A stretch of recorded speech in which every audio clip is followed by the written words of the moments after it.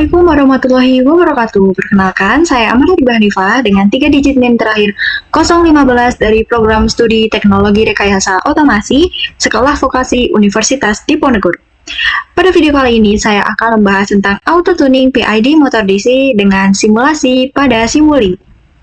Apa saja yang akan kita bahas pada video kali ini? Yang pertama ada metode auto tuning, yang kedua ada kontrol PID, yang ketiga ada kontrol posisi, yang keempat ada kecepatan, dan yang kelima yaitu tentunya simulasi pada software Simulink. Mode auto tuning itu dibagi menjadi 3. Yang pertama yaitu sinus stream. Metode ini menggunakan sinyal sinusoidal dengan berbagai frekuensi untuk menguji respons sistem. Tujuannya adalah untuk memperoleh data frekuensi sistem agar dapat dilakukan identifikasi model dinamik. Sinus stream cocok untuk sistem yang memiliki karakteristik linear dan stabil. Yang kedua, ada pseudo-random binary sequence atau PRBS. PRBS adalah metode yang menggunakan sinyal biner acak yang menyerupai noise untuk mengeksplorasi respons sistem. PRBS ini sangat efektif untuk sistem yang memiliki dinamika kompleks atau non-linear. Nah, karena mampu mengeksplorasi berbagai kondisi sistem secara tepat dan menyeluruh. Lalu yang ketiga ada superposition. Metode ini menggabungkan beberapa sinyal uji secara simultan, seperti kombinasi sinyal step dan rem. Nah, dengan prinsip superposisi, sistem diuji dengan berbagai input secara bersamaan untuk mempercepat proses identifikasi. Nah, metode ini sangat efisien, namun memerlukan sistem yang tidak terlalu kompleks atau sistem yang sederhana. Lalu, kita ke kontrol PID. Kontrol PID itu dibagi menjadi 2, yaitu kontrol kecepatan atau integrating system dan kontrol posisi atau stable system. Nah, pada kontrol kecepatan atau integrating system, sistem ini memiliki karakteristik yang integratif, di mana output atau kecepatan itu merupakan hasil integral dari input yang berupa tegangan. Nah, karena sifatnya yang tidak memiliki titik kesetimbangan tetap, sistem ini cenderung tidak stabil tanpa kontrol yang tepat. PID digunakan untuk menjaga kecepatan sesuai referensi dengan meminimalkan error secara dinamis. Lalu yang kedua yaitu kontrol posisi atau stable system. Sistem posisi memiliki titik kesetimbangan tetap, sehingga lebih stabil secara alami. Kontrol PID digunakan untuk mengatur posisi akhir motor agar sesuai dengan target, dengan mempertimbangkan overshoot, setting time, dan steady state error. Nah, sistem ini lebih mudah untuk dikendalikan karena tidak memiliki efek integrasi yang dominan. Lalu kita akan menguji coba kontrol posisi dengan 3 metode auto tuning.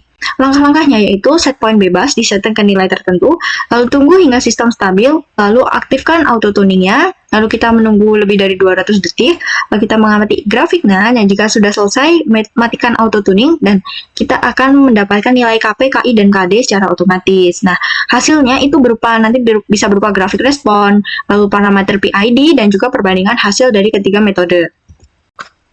Lalu uji coba yang kedua yaitu kita kontrol kecepatan dengan 3 metode auto tuning. Langkah-langkahnya yaitu set point bebas sama seperti tadi, lalu tunggu hingga sistem stabil, lalu kita aktifkan auto tuningnya, kita tunggu lebih dari 200 detik, amati grafik, dan jika sudah selesai matikan auto tuningnya, lalu nilai KP, KI, dan KD akan terupdate secara otomatis. Hasilnya yang ditampilkan yaitu berupa grafik, parameter PID, KP, KI, dan KD-nya, lalu perbandingan hasil dari ketiga metode auto tuning tersebut. Nah, langsung saja kita ke simulasi pada software Simulink-nya. Pertama, kita menggunakan metode auto tuning sinus stream. Kontrol posisi. Sistem dijalankan dengan kondisi closed loop. Saat program pertama kali dijalankan, constant value di set off agar sistem mencapai stabil tanpa gangguan. Ketika sudah stabil, constant value di-on-kan kembali untuk memulai proses auto tuning. Tunggu sekitar 200 detik sampai tidak terjadi apa-apa. Lalu, off-kan kembali constant value sehingga parameter PID otomatis akan terupdate.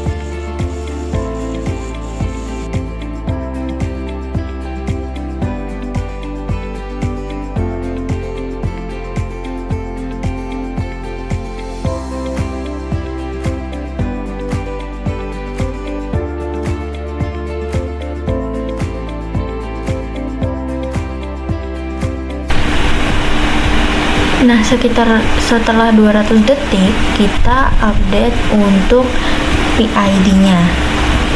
Kita klik 2 kali pada PID Autotuner, lalu ke block, dan kita klik untuk update PID block sehingga didapatkan nilai P itu 0,864, nilai I 0,158, dan nilai D itu 0. Dengan metode SignStream pada kontrol kecepatan, sistem itu mempunyai karakteristik integrator, sehingga sistem itu cenderung tidak stabil dan error akan terus bertambah. Proses auto-tuning ini sangat rawan dan harus hati-hati pada kondisi sistem closed loop agar respon itu tetap terkendali. Nah, caranya itu sama seperti pada kontrol posisi, yaitu saat program pertama kali dijalankan, constant value di set off agar sistem mencapai stabil tanpa gangguan. Ketika sudah stabil, di-on-kan kembali untuk memulai proses auto-tuning dan kita tunggu sekitar 200 detik sampai tidak terjadi apa-apa. Lalu constant value di-off-kan kembali sehingga parameter PID akan otomatis terupdate. Pada metode SignStream dengan kontrol kecepatan, nilai integral itu menjadi lebih dominan, sehingga hasilnya itu mampu untuk menjaga sistem agar lebih stabil, mengurangi error, dan mencapai set point dengan lebih cepat tanpa osilasi yang berlebih.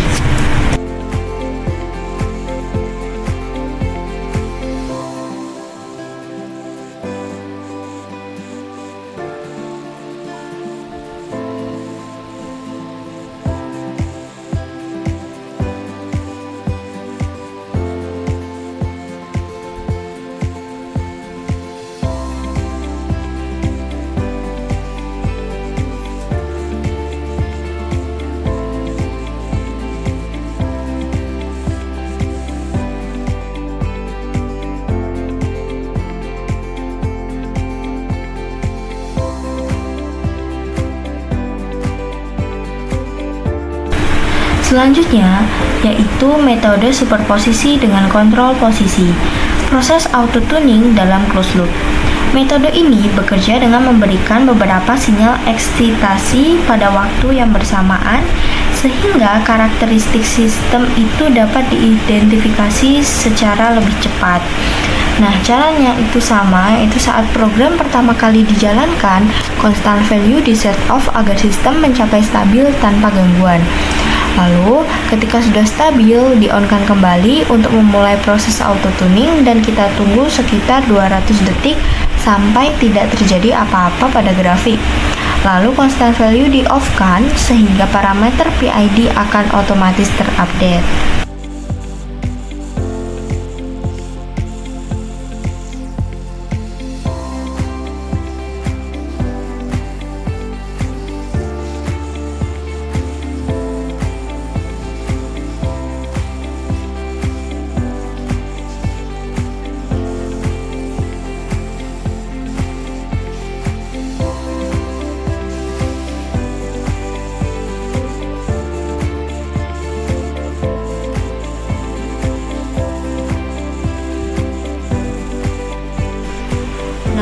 Hasilnya, pada